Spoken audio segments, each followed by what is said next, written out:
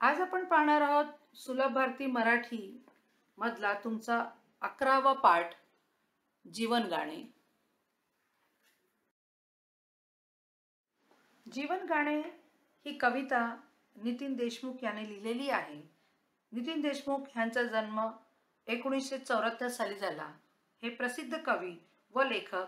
त्यांच्या विविध विषयावरील काव्यरचना प्रसिद्ध आहेत. त्यांच्या काव्यातून निसर्ग व निसर्गापासून मिळणाऱ्या विविध गोष्टी यावरील मार्मिक भाष्य आढळून येते. निसर्गातील विविध घटक आपल्याला काही ना काही मूल्ये व संस्कार शिकवत असतात. प्रस्तुत कवितेतून कवीने निसर्गातील विविध घटकाकडून शिकता येणाऱ्या गोष्टी थोडक्यात पण मार्मिकपणे मांडल्या आहेत. प्रस्तुत कविता किशोर सप्टेंबर 2009 या मासिकातून घेतली आहे.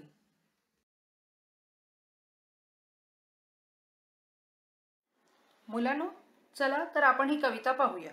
आधी ही कविता मी तुम्हाला म्हणून दाखवते, त्याच्यानंतर आपण त्याचे भावार्थ पाहूया. या सृष्टीचे मंजुळ गाणे जगणे मजला शिकवून गेले. या सृष्टीचे मंजुळ गाणे जगणे मजला शिकवून गेले. झिलमिलणारे चंद्र चांदणे जगणे मजला शिकवून गेले. भरकटलेल्या जगात नाही संस्काराची जाण कुणाला.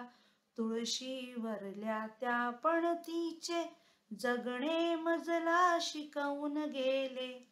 प्रेम काय ते कुणान ठावे, नदी सागरा जीव कलावे.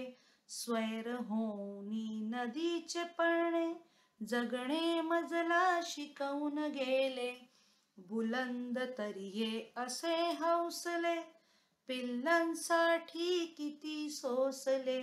चिवचिवणाऱ्या चोची मधले दाणे मजला शिकवून गेले. सागराची अथांगता अन ही वृक्षांची स्थिती प्रज्ञता. दुसऱ्यांसाठी घाव सोसणे जगणे मजला शिकवून गेले.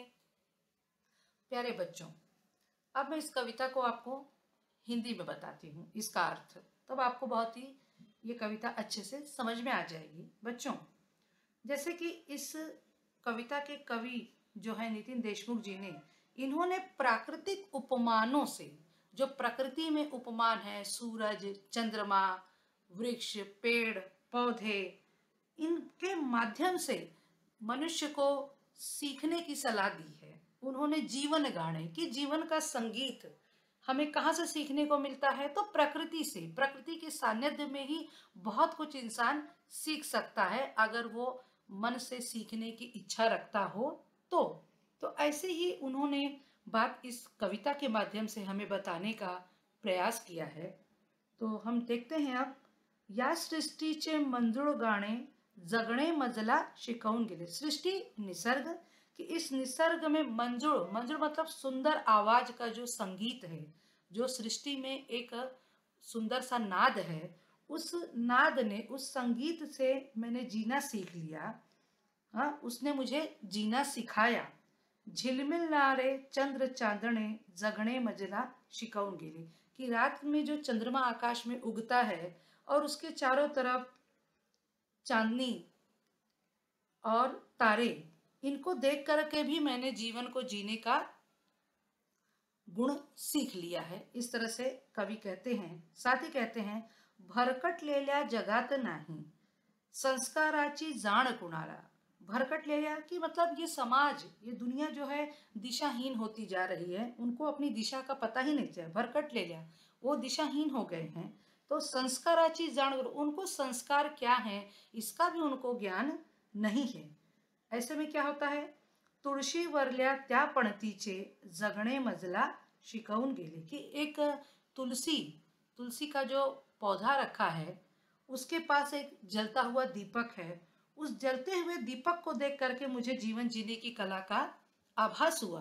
क्या आभास हुआ, कि एक तो तुलसी के पास रखा हुआ दिया, हमारे प्राचीन परंपरा है, प्राचीन हमारी संस्कृति है। तुलसी को हम देवतुल्य मानते हैं, इसलिए हमेशा उसके पास क्या रखे जाते हैं, छोटा सा दीपक जलाया जाता है शाम को।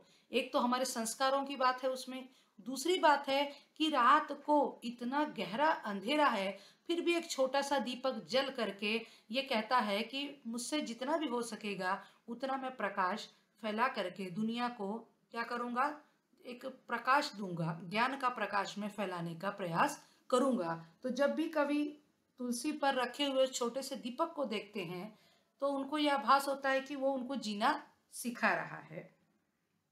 प्रेम कायते कुणा न ठावे, नदी सागरा जीव कलावे। प्रेम, प्रेम क्या है, प्रेम के बारे में कोई नहीं जानता। नदी सागरा जीव का लावे, नदी सागर से इतना लगाव क्यों रखती है, ये भी कोई नहीं जानता। स्वैर होनी नदी च पर्णे। बच्चों, जैसा कि आप जानते हैं कि नदियां कहाँ मिलती हैं, अंत में सभी सागर से ही जाके मिल जाती हैं। तो इस तरह से नदी का मुक्त होकर, स्वच्छंद होकर, दौड़ करके समुद्र में जाके मिल जाना, ये इसने जगणे मजला शिकौन देने। तो नदी की ये बात भी मुझे जीना सिखाती है। बुलंद तरी ही असे हौसले, कि इतनी सारी आपदाएं विपदाएं हैं लेकिन मेरे हौसले कैसे हैं, बहुत ही बुलंद है। पिल्लांसाठी किती सोसले, कि बेटा जिस तरह से हमारे माता पिता हमारे लिए सब कुछ करते हैं, बहुत सारा दुख कष्ट उठाते हैं, उसी तरह जानवर भी आपने देखा होगा कि अपने बच्चों के लिए, अपने पिल्लों की हिफाजत करते हैं, उनकी सुरक्षा करते हैं, उनको स्नेह देते हैं, यहाँ तक कि खुद दिन भर घूम कर भटक कर आते हैं और अपनी चोंच में छोटा सा दाना लेकर के आते हैं और अपने पिल्लों की चोंच में वो डालते हैं। तो यहाँ पे कवि कहते हैं, पिल्लांसाठी किती सोसले, चिवचिवणाऱ्या चोची मधले, दाणे मजला शिकवून गेले, कि उस छोटी सी चोंच में जो छोटा सा दाने का कण था, वो पक्षी ले आके अपने बच्चे की चोंच में जब डालता है तो उसका ये प्रेम अपने बच्चे के प्रति, इसने भी मुझे जीवन जीने की कला को सिखाया है। सागराची अथांगता अन, ही वृक्षाची स्थिति प्रगता। सागराची अथांगता अन, सागर अथांग है बेटा, उसका कोई और छोर नहीं रहता, बहुत ही बड़ा है, विशाल है। और स्थित वृक्षांची स्थिति प्रज्ञता, और वृक्ष जो हैं वो सदा सर्वदा से एक ही जगह पे खड़े रहते हैं, ये उनका स्वभाव है, वृक्ष कहीं जाते नहीं। और इसी तरह सागर भी बहुत ही विशाल है, ये उनका गुणधर्म है। दुसऱ्यांसाठी घाव सोसणे, कि जो पेड़ हैं बच्चों, ये हमें फल फूल सब कुछ देते हैं, इनका जीवन हमारे लिए ही होता है, उनकी लकड़ियाँ हमारे लिए हैं, उनकी छाया हमारे लिए है, सब कुछ हमारे लिए होने के बावजूद मनुष्य क्या करता है, उन्हीं पेड़ों को काटता है ना। तो पेड़ क्या कहते हैं, घाव भी सहते हैं, किसके लिए, हमारे लिए। तो कवि कहते हैं कि सागराची अथांगता अन, ही वृक्षांची स्थिती प्रज्ञता, दुसऱ्यांसाठी घाव सोसणे। घाव मतलब दूसरों के लिए जख्म भी अगर हमें हो तो उसको सहना। जगणे मजला शिकवून गेले, इन चीज़ों से मैंने जीवन जीने की कला को सीख लिया है। बच्चों, इस पूरी कविता में कवि ने चंद्रमा के माध्यम से, सृष्टि के माध्यम से, फिर तुलसी पर के पास रखे हुए छोटे से दिए के माध्यम से, नदी के माध्यम से, सागर के माध्यम से, और यहाँ तक कि छोटे छोटे पशु प्राणियों का जो अपने बच्चों के प्रति प्रेम है उसके माध्यम से, वृक्षों के माध्यम से, इन सारे प्राकृतिक उपमानों के माध्यम से मनुष्य को अपने जीवन जीने की कला को सीखने के लिए प्रोत्साहित किया है कि अगर मनुष्य और कुछ भी न समझ पाए लेकिन फिर भी अगर इन प्राकृतिक, अपनी प्रकृति के अगल बगल, अपने चारों तरफ ही देखे, तब भी उसे बहुत कुछ जीवन जीने के बारे में वो जान सकता है कि किस तरह से सूरज सवेरे आता है और सूरज की जो प्रकाश है वो सभी के लिए एक समान है, उसमें कोई भेदभाव नहीं है। इसी तरह शाम को जब आसमान में चांद खिलता है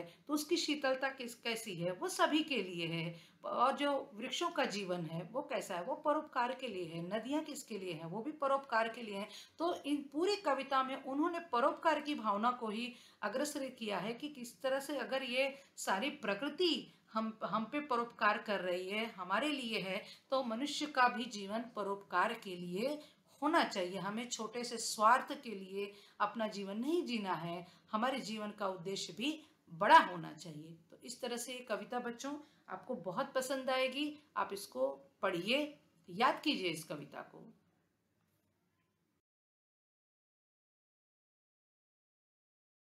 मुलांनो, हा व्हिडिओ तुम्हाला खूप आवडला असेल।